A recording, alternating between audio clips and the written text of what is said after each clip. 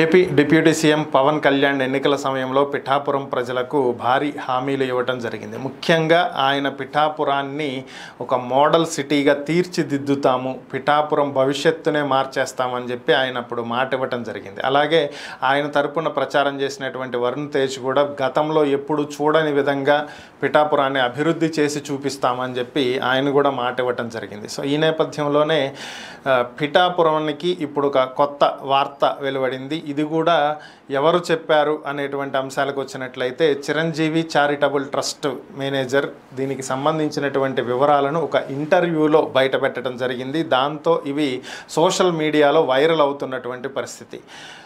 చిరంజీవి తనయుడు మెగా రామ్ చరణ్ తేజ్ పిఠాపురంలో ఒక అపోలో ఆసుపత్రిని నిర్మించబోతున్నట్లుగా సమాచారం. తన బాబాయ్ పిఠాపురానికి ఇచ్చినటువంటి హామీల నేపథ్యంలో అపోలో ఆసుపత్రిని ఉపాసన అలానే రామ్ చరణ్ ఇద్దరు కలిసి అక్కడ నిర్మించబోతున్నట్లుగా తెలుస్తుంది. దీనికోసం ఇప్పటికే పిఠాపురంలో 10 ఎకరాల స్థలాన్ని కూడా సేకరించినట్లుగా తెలుస్తుంది. ఇక్కడ మల్టీ స్పెషాలిటీ హంగులతోటి భారీ స్థాయిలో కంప్లీట్ హాస్పిటల్ని ఇక్కడ ఏర్పాటు చేయబోతున్నారు. పిఠాపురానికి అపోలో ఆసుపత్రి వస్తుంది అన్నటువంటి వార్తల నేపథ్యంలో పిఠాపురంలో జనసేన శ్రేణులు ఆనందోత్సాహాలతో ఉన్నారు. ప్రస్తుతం దీన్ని పిఠాపురంలో వైరల్ చేస్తున్నటువంటి న్యూస్.